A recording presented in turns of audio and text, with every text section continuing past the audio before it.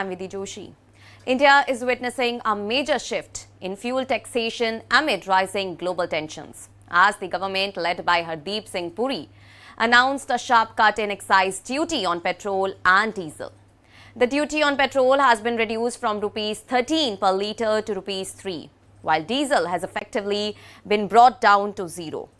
And this move comes at a time when global crude oil prices have surged dramatically due to the ongoing US-Israel war on Iran, which has disrupted oil supplies and pushed benchmarks like Brent crude beyond $100 per barrel, even touching around $122 recently.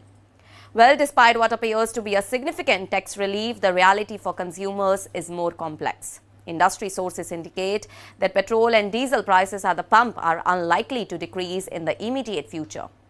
This is because oil marketing companies such as Indian Oil Corporation, Bharat Petroleum Corporation Limited and Hindustan Petroleum Corporation Limited are currently absorbing massive losses, estimated at nearly Rs 48.8 per litre due to the sharp rise in crude oil prices.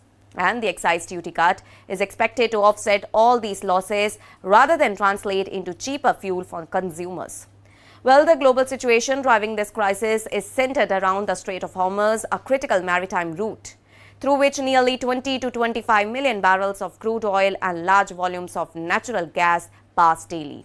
The conflict and subsequent blockade in this region have severely disrupted global energy supply chains. And for India, this is particularly concerning because around 40 to 50% of its crude oil imports historically pass through this narrow corridor, making the country highly vulnerable to such disruptions.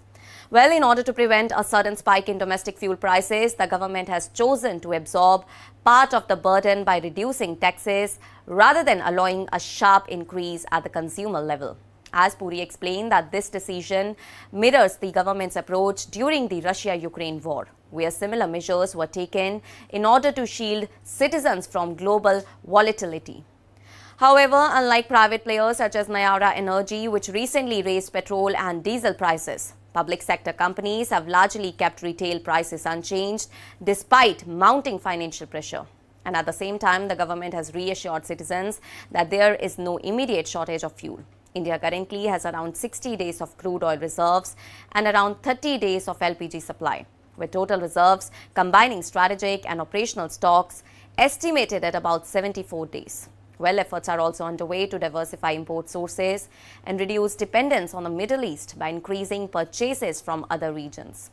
In essence, while the excise duty cut is a significant fiscal move, it is primarily aimed at stabilizing the fuel market rather than reducing prices right away. And for consumers, this means that petrol and diesel rates may remain steady for now instead of rising sharply. But any meaningful price drop will depend on how global crude prices behave in the coming weeks.